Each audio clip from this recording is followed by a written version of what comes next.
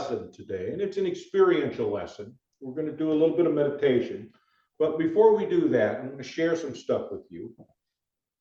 And what we're going to do is taken from Brenda Davies' 7 Healing Chakras, Unlocking Your Body's Energy Centers. When I was reading through it, it was about the heart chakra. And, you know, that's our emotion center there. And in this, she has this exercise where we meditate and we go back. But let's talk about baggage. We all have some kind of baggage, right? So what is your baggage like? And since Beth is right in front of me, I'll begin with her. Tell me about one of your baggages. Well, what I've been working on fairly recently is letting go of childhood tapes. Actually, let me bump that back. Trying to recognize when a childhood tape is being played and I'm reacting to it, and to, just recognize it, love it, let it go. Like, okay, that's a tape. I don't have to feel this way. That is a tape. Okay. It's a different way of putting it, but okay. And how about you, Sandy? What about one of your pieces of baggage? Well, You don't I have guess- to share if you don't no, want to. I guess I'm just trying to figure out the proper wording, but I don't know. I guess I would just say that it's just always there. It's always hanging there, Always. and when, sometimes you think when you've put it past it, it's all presents itself again. So that's probably my biggest issue with it. Yeah. All right. So it just seems like it keeps coming back then. Right. Is that Right. the same with you, Beth? Seems like it just keeps coming back. Well, yeah, but I think that's going to lessen now because I'm looking for it. I'm looking for what is setting me off so I can let it go faster. I'm recognizing what is setting me off so I can let it go faster. So hopefully okay, here's one tape that's not going to replay anymore. That's my goal. Here's a tape that's not going to replay anymore. But it still comes back and plays, right? Well, I haven't been working on this long enough to see. Okay. How about you, Janice? What about your baggage? Just one of your bags. You don't have to share if you don't want to.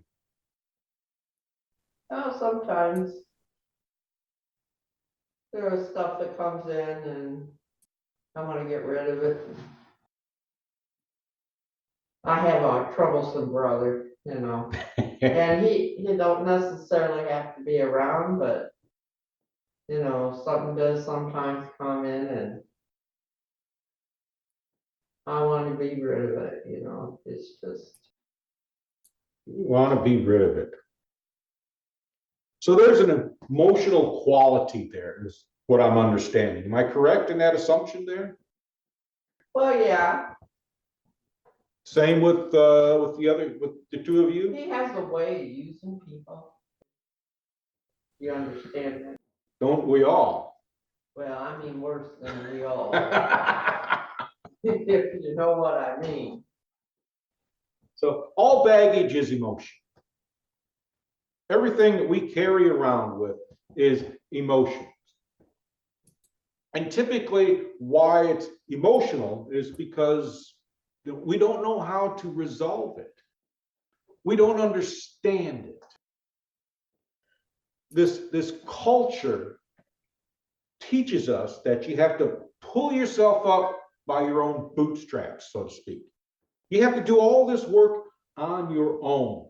This is one of the downfalls of an individualist society. You have to do everything alone.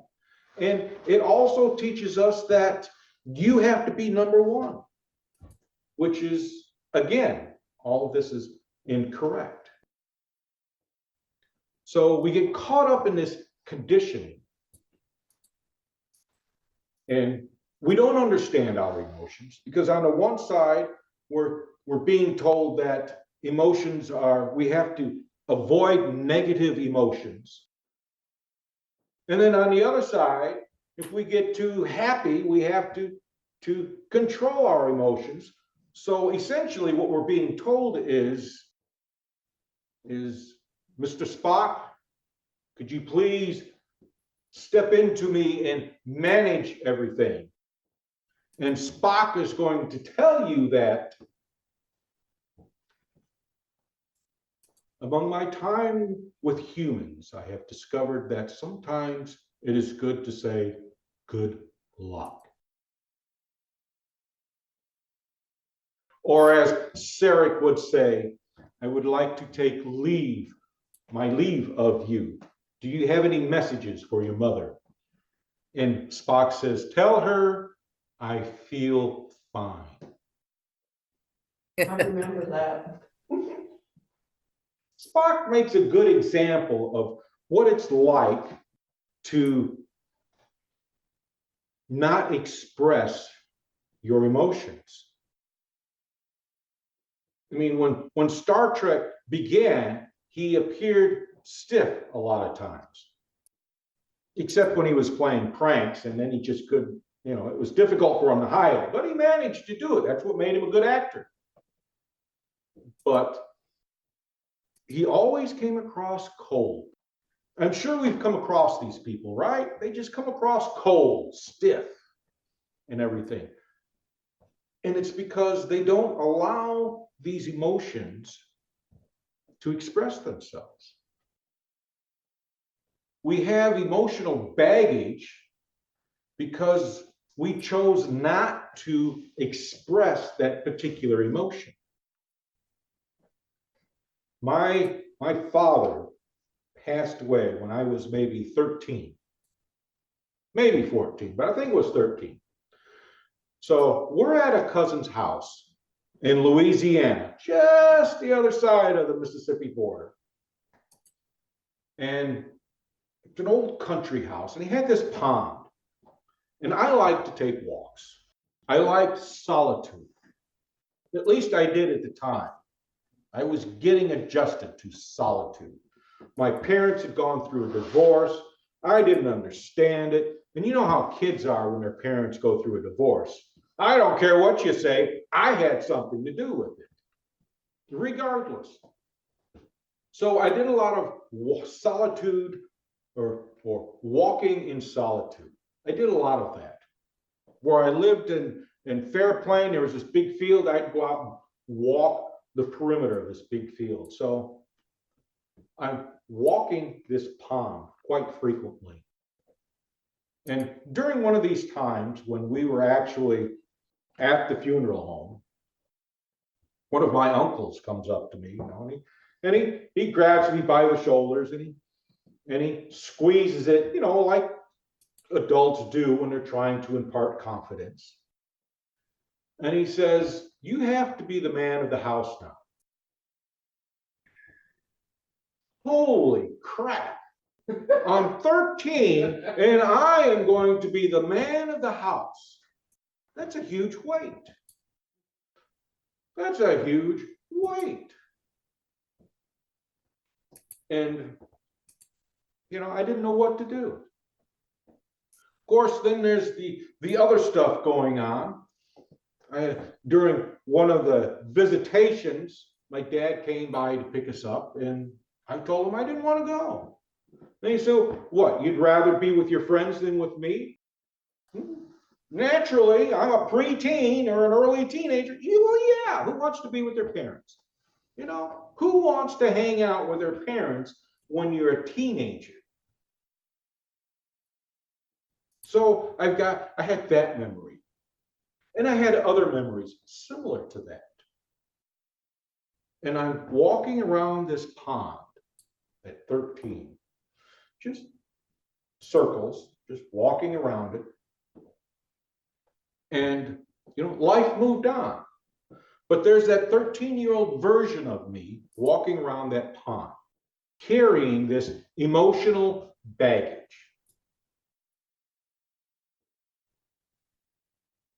So yeah, we all have baggage. And the reason why we all have baggage is because we don't understand the baggage we're carrying around with us. So what we do is we just add to it. We just add to it because we don't know what else to do. Here's another thing. We hear a lot of talk about universal truth. And this is one of the nice things I like about spiritualism. Because you know what spiritualism teaches us in these many books that were given to us from these circles of these early spiritualists?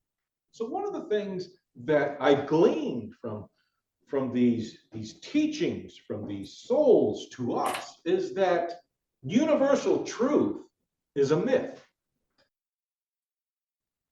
It's a myth. Does anybody know why it's a myth? Would anyone like to take a stab at it?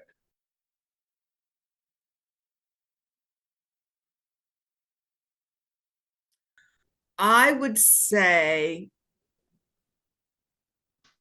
because there's many perspectives. And to me, my perspective is my truth. How'd I do? Sounds good. That's it. That's it. So universal truth is a myth. And yet we spend all this time reading all these gurus, reading all these books these gurus put out, and they are telling us, search for universal truth, seek universal truth. And we come back to this universal truth. You had a bad situation in your past, send love to it. Send love. And you've got some of these people whose idea of love is just, rah. That's love. It's,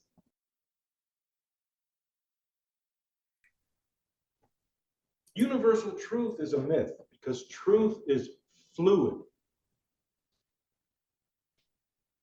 And we'll discover that baggage we're carrying around with us is fluid as well.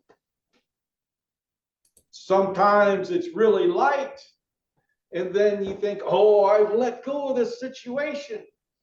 And then all of a sudden, something similar shows up. that baggage is pretty darn heavy.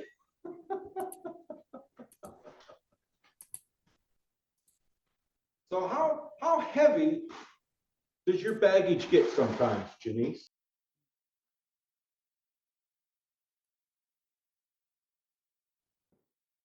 Never thought of it that way, did you? No, No? I don't think it gets that heavy though. Okay. How about you, Sandy? How heavy does your baggage get sometimes? Debilitating. That's a good way of putting it. That's a good word. Debilitating.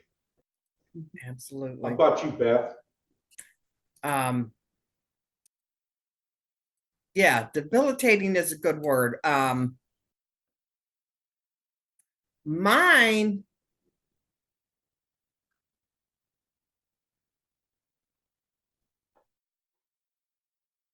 because I'm probably because I'm more aware of it than I used to be. It's startling. It startles me sometimes when it catches me unaware. When I'm feeling this, and all of a sudden I read something or I hear something, and it's like, boom. What? What the F is that? Why the F am I feeling this way? Mhm. Mhm. Disorienting. Yeah, disorienting. That's a good term too. How about you, Sharon? Exactly, and then it takes a while for you to climb out of that. Just to feel back to yourself. I mean, for me anyway, Mhm. all of a sudden like Beth said, you'll hear something or you'll have a memory or something and you're just like, what the heck was that, Yeah. But I find this is my personal feeling, if I'm busy, trying to keep busy, so you don't think about these, let it get to you too much. Distract yourself, try to do something positive, and and move on from it. Just move on from it. So what you're saying is just throw a sheet or a blanket over that baggage so you don't see it. Not necessarily, because I think a lot of, we've talked about this kind of situations in the past. And we talk about, putting that, like, I think even Reverend Thomas has said, confront it. It doesn't mean you don't remember it. It doesn't mean that you don't remember that it happened, but if you can put it put it somewhere, put it in its place, like, learn Yeah. from it and move on, then you've done your job, you've done the right thing. And then, but like he said, it doesn't mean you don't remember it ever, and I think, and if you're suddenly blindsided by the hurt of it, or the memory of it, or the pain of it, that's when I say, try to, if you've done those other things, then try to move on from it. Try to distract yourself from it and say, I've learned this, I've done this, and now I need to put it back. I won't forget it, but I can't let it do any more to me than it has already done. That's just what I'm feeling. But here's the question though. Now that you've confronted it, Okay. okay, did it come back again?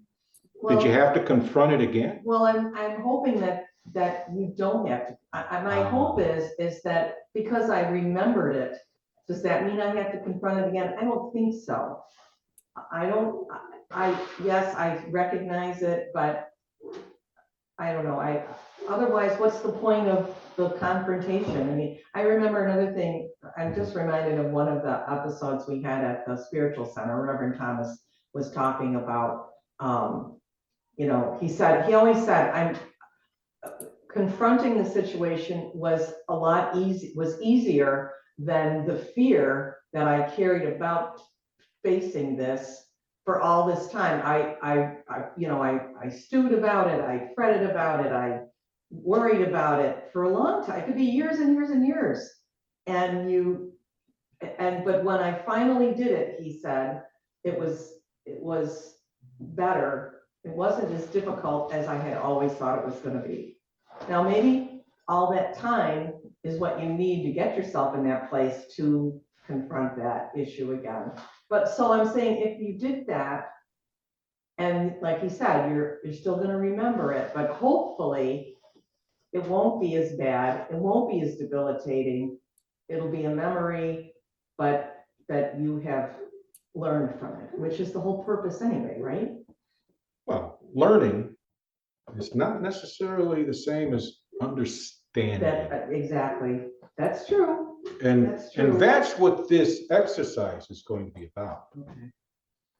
Is going to be about, because we each play a role in someone else's tapestry, Okay. someone else's path, someone else's experience. We all play roles in that. I am presently playing a role in Janice's experience here, in Sharon's experience, and Beth and Sandy. And at the same time, all of you are playing a role in my experience. So when I get PO'd at somebody, and I do, Yeah. I'm sorry.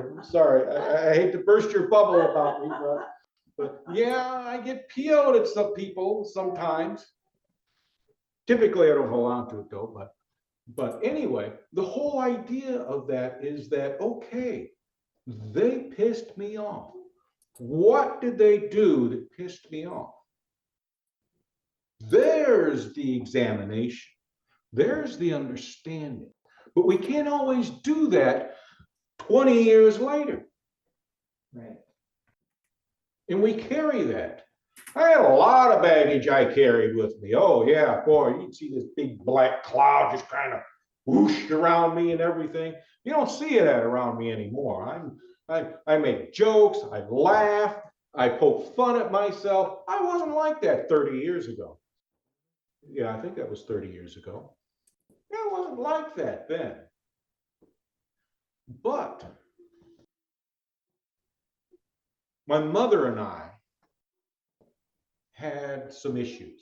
Mostly, I had issues with my mother. There was an incident, I think I was 15 at the time, 14, 15, thereabouts. There was an incident. You know, when parents get divorced, naturally they start dating, right? That's normal. Not a problem with that. However, when mom brings a date home several times, naturally the kids are going to get their own little thoughts in their heads. That's what life is about. That's free choice. Oh, I got these thoughts. Oh, yeah. But anyway, he liked to drink. I shouldn't say he liked to drink, but he liked to drink. So he's got this beer in her refrigerator. And, you know, I'm the oldest of three. I'm the oldest of three. And his beer disappeared. So naturally, who gets the blame for the disappearing beer? You do. Yes, me. Why? Because I'm the oldest. That makes sense, right? Yeah, he's old enough to want to drink. So I'm hauled out of bed at 10 o'clock at night, maybe 11 o'clock at night. I don't know. It was dark out. I'll tell you that. So I'm hauled out of bed and I'm standing there, and you know how parents like to, well, he wasn't a parent. You know how adults like to discipline children at that time. So I had issues with my mother. So I did this meditation that we're going to do. And in it, I see myself, I'm standing there. I see myself standing there. I can feel myself. And I can see him. And I can see her sitting on the couch. I see this. It's more than just visualizing. I'm there. And I look at him and I look at her. And oh, yeah, that anger is still there. That anger is still there. But, you know, I took it from them. I accepted it from them. I accepted that anger from them. I'm there to give it back.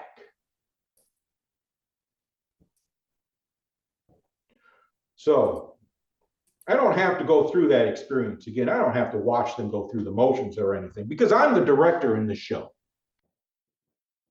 which is the good thing. You are the director in your own shows. So I'm standing there and I'm staring at him. And I say to him, thank you for allowing me to be part of your growth. Because that's what I did. I played a role in his growth. I thanked him for the gift of anger that he had given me. I thanked him for that. And then I gave it back to him because I didn't need to carry it around.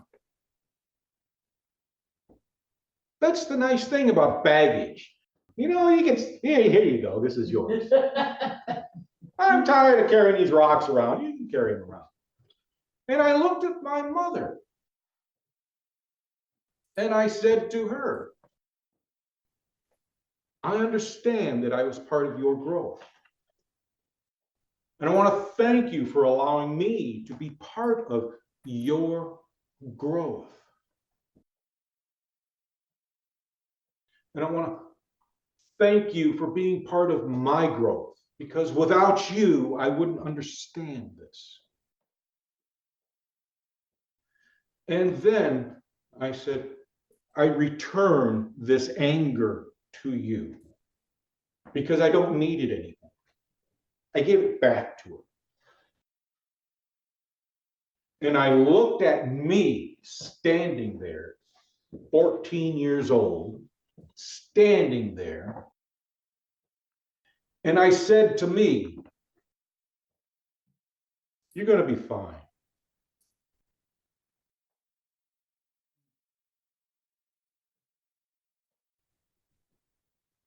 That's what this exercise is about.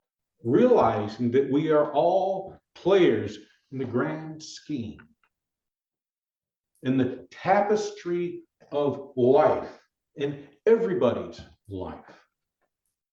And yes, we have a choice. We can carry that emotional baggage with us, or we can open that baggage up, look at those emotions, and give them back. But before we can give them back, and you have to keep in mind, we're not confronting the situation. We're not confronting it, because to confront something means you stand against it. We're not standing against any of these situations that we've experienced. It's not what this exercise is about. This exercise is about saying, all right, this happened to me. But does it have to keep happening to me? I'm not responsible for this. My role in this was that I accepted what they did to me. I accepted this pain that they gave to me. But I can give it back. Wow, I can give that back. You know what happens when you give something back? You're free. Exactly. It doesn't come around and slap you in the face anymore, because you understand that it had to happen. Maybe you didn't start it, but you were part of their lesson. If you like to see life as a bag of lessons, you were just part of their lesson. You don't have to carry that with you. And you know what the nice thing is? You don't bang it into them that it was their fault. Here's another nice thing about spiritualism. Spiritualism is about the communication with souls, right? We're all souls, right? Right. So if I can stand up here and give messages from those souls that have departed, I can communicate with those souls that are still here in the same fashion. Here's another thing I learned in one of the books I was reading about the souls that come here, that choose to come here to teach us and everything. They don't always remember being here when they leave and go back to their own realm. They don't always remember that. And I'm thinking, cool, because I don't always remember the messages I give. But that also means that when you are there at this event, giving them back their gift that you so graciously accepted, and we graciously accepted it. We have to understand that, yeah, we accepted it,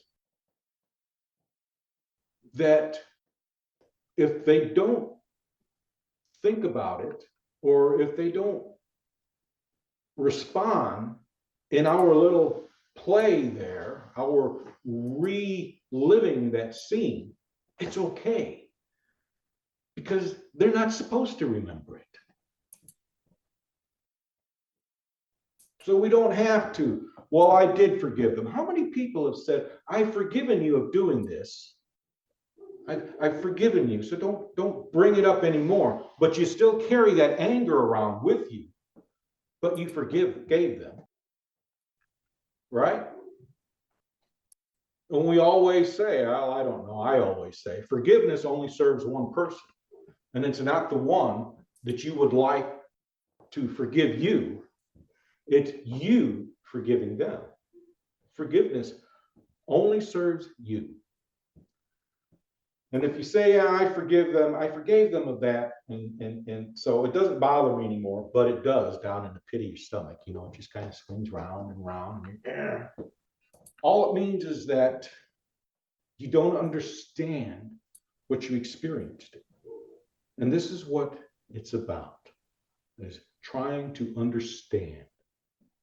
So any comments or questions? I need to use the back.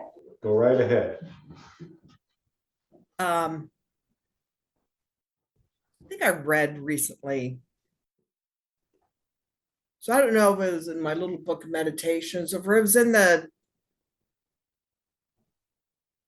Paul Selig book we're working on, but that forgiveness has to do with forgiving yourself. Absolutely. That's where the understanding comes in.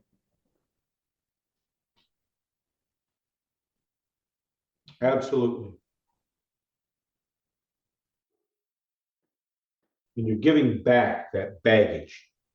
Just open that big old bag, and it's like Christmas.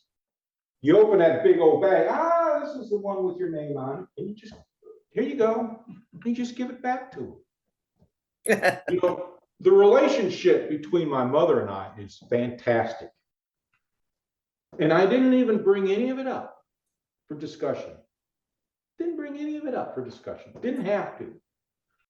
Because all that anger and everything was on my part. She'll figure it out eventually. That's why we have these life reviews when we are about to step off from this realm and into the next. And they all say that happens. So, you know, I don't have to worry about it. So, what about you, Sandy?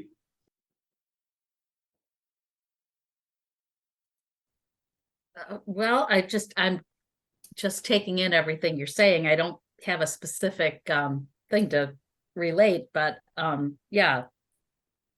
That's very true about the forgiving yourself. Excuse me. This is good. I wish I had more to say, but I'm just taking this all in, writing it down. It's good. It's good. That's okay. You'll probably have more to say afterwards in a bit. Yeah, probably. So, how about you, Sharon? Yeah, I agree with everything everybody said, and it's and if I said the word confront before, I didn't really mean that, because you said that was not the right word. I really meant facing this issue, or facing up to that issue when I was talking before, because I thought about that and you said that. That's not really what I meant. Still has the same effect. You're still standing up to it. But you're not, see, the trick is to always remember to embrace it. Okay. And this is why I say that. Remember, I told you the story about that 14-year-old kid walking around that pond. Did you catch that? No. No, let me do a recap for you there. This is when my dad passed away. Okay. He was killed. Okay. So, you know, I was about 13 at the time, and we were staying in a cousin's house. This happened in Mississippi. So we're staying in a cousin's house, and I had an uncle come up to me and say, you're the man of the house now. 13-year-old boy, you are the man of the house. I don't understand that. You know, to me, it was this huge weight. So, you know, this baggage that we carry around with us it's emotional baggage. It's emotions that we carry around that we have not resolved. And the only way you resolve emotions is to understand them. So I went on with life. That's why I left the story hanging the way I did, because that's what I did. Somewhere in my past was a 14-year-old boy, or 13, I don't know, walking around a pond. These are the emotional buoys. Every time we have an emotional event like that, we leave a buoy behind us if we don't resolve it. We have these buoys. So, how do you resolve a buoy like that? When I did this exercise, I started with him. That was a huge event. So I started with him, and I'm walking alongside him around that pond. I didn't know what to say. What do you say to somebody who's got a load like that? They have no clue. So I went on and I found other instances like my mother. There's another instance with me during the divorce time with the first person I was married. But how do you resolve issues with yourself? So I got back there. And again, I'm walking next to this 14-year-old boy. There's this 40-year-old version of me walking with this 14-year-old boy. And finally, I reached over and I grabbed his shoulder and I pulled him in tight to me. And I said, Philip, it's going to be difficult for you. Life is going to be difficult for you, but you're going to be okay. You're going to make it through this. There are people that really do care about you, and you're going to be fine. And I pulled him around. When I gave him a big hug, I pulled him inside of me.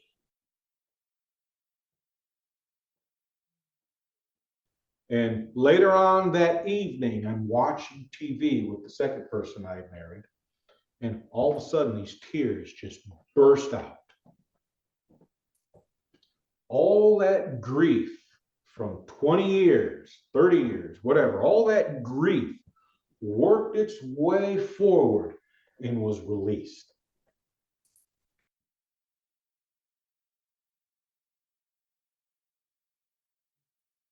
And this is one of many tools that we can use. So there's not going to be any music for this meditation. You're just going to close your eyes or fix your gaze on something. I want you to relax yourselves a little bit. Make yourself comfortable.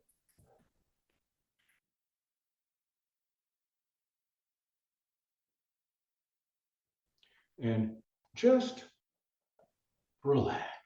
Breathe in deep. Take a big, deep breath and slowly let it out. And when you've let that out, take another one. Just breathe in deeply and let it out. And do it one more time. Breathe in deep. In through the nose and out through the mouth slowly. And you begin to feel relaxed. And just ease into it. Just ease into it. Allow your mind to drift. All that you hear is my voice. Just alongside you. Just relax. Allow all that tension to just flow freely from your body.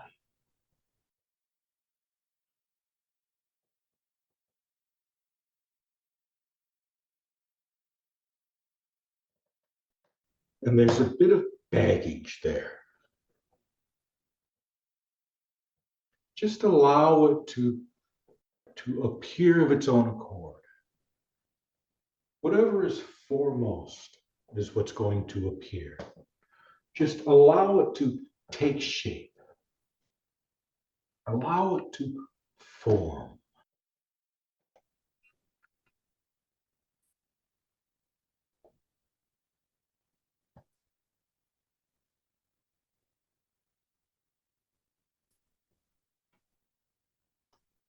And I want you to look at the players. Look at the people that are there. Look at yourself. Look at how you looked at that time. Could be a child, could be a young adult. And then look at the person across from you. Look at the one whose participation is there.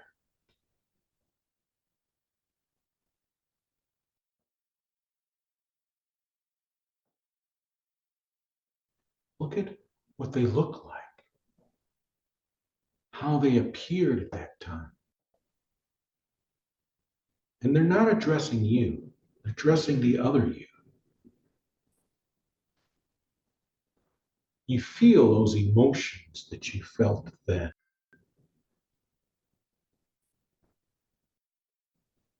Maybe anger, maybe pain, scared, fearful. Just remember that.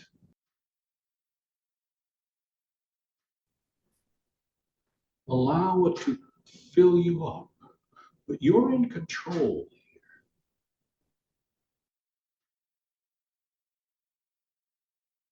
Understand the experience, not why you had it, just the experience itself. Understand it.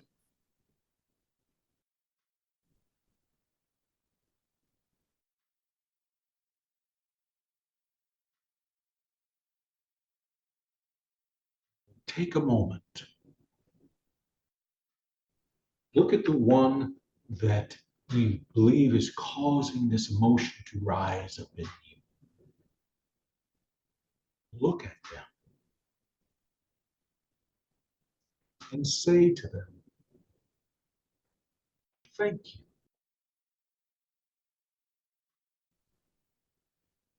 Thank you for allowing me to be part of your lesson.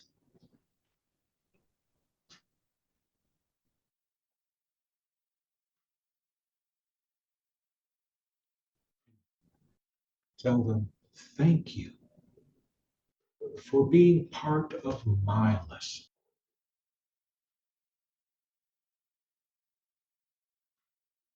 And then I want you to draw this emotion up,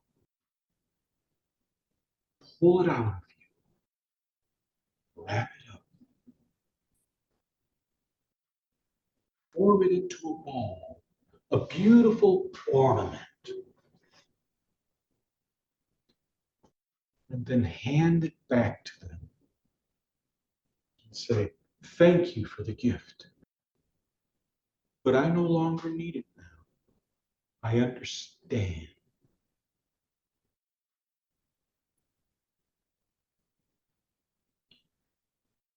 Stay there as long as you like. When you're ready, look at yourself and say, you're going to be okay. And then come back. Because that part of you still has their own life to live. You are going to work your way back to this life.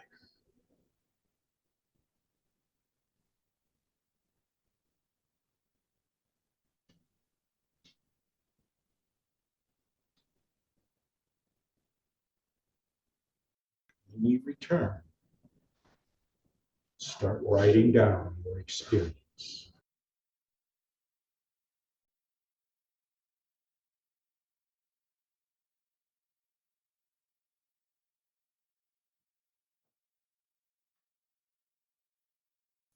So how was your experience, Janice?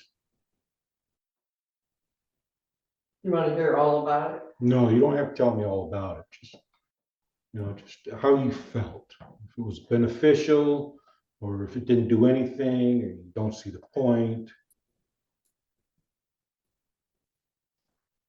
I didn't do a whole lot because it was somebody who was gonna leave Mhm. and she was just having a field day.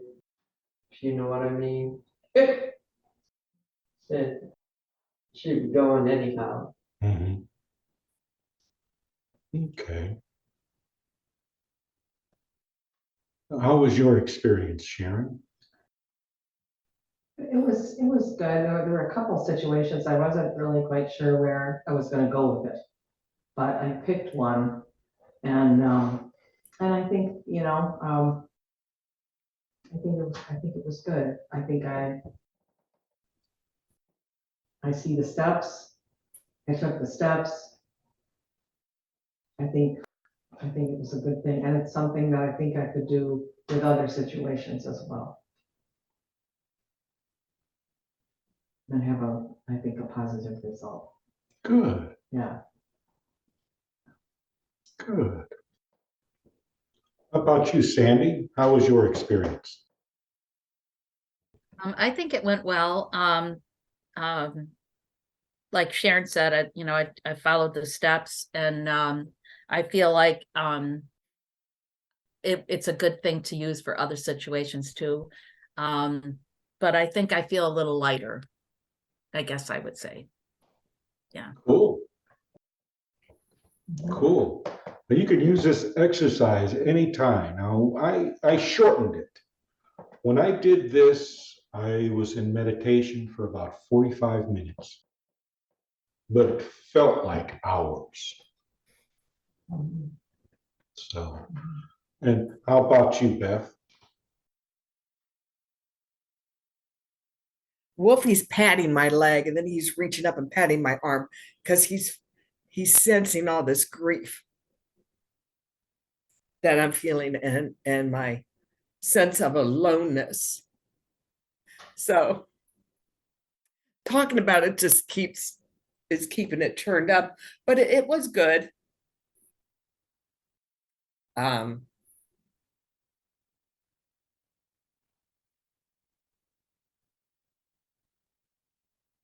what I don't know, and this has to do with the differences and the competition that I had with the first three siblings I experienced because we're all so close in age. I can leave Jennifer out of it because she wasn't born yet. And just all the outsideness I felt, never being in a circle, never knowing how to play, or if they didn't want me to play with them. And I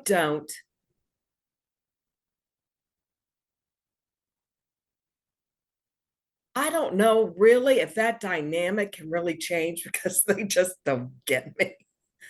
And I really don't, I don't get them. I admire them. I love them, but I could never really be a part of their lives. And of course, only two are living now. Because I like my life now. So there's just a lot of I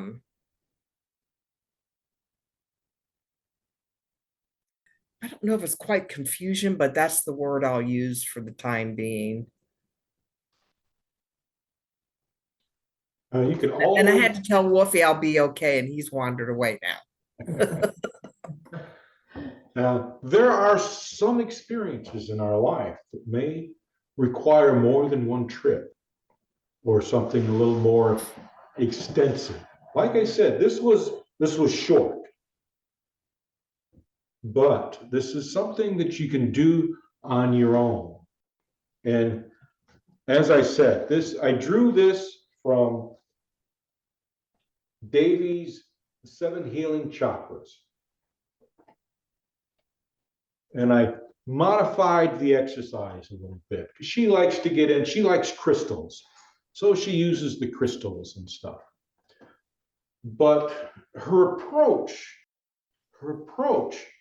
is it follows a similar concept as some of the personality theories that are out there, specifically Erickson's. And the way he presented personality development was that, we had choices, confrontations. We could go two paths, and we had to figure it out which path. And his idea was that once you chose a path, you couldn't go back and choose a different path. which obviously is incorrect, because I went back and I took a different path. Now, this can be applied in a variety of ways, and in a variety of situations. You may have to modify it a little bit, but the more you meditate, the more easier it becomes, and the more real it may appear. So you can actually have a conversation with yourself. If you want to understand what you're feeling, ask yourself, because you're standing right next to the one part of you, the one person who understands. And that part of you may not understand what's happening, but you do, and you can explain it to them. And you can help yourself out. Sounds a bit strange, but you can help yourself out. So, any last thoughts before I wrap this up? Beth? No. Thank you. You're welcome. Sandy?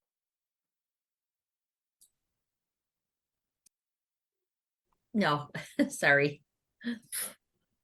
Okay, good. Sharon? think so. All right. Janice is over there. No, shaking her head. No last thoughts. Well, I want to thank you all for participating in this and sharing it.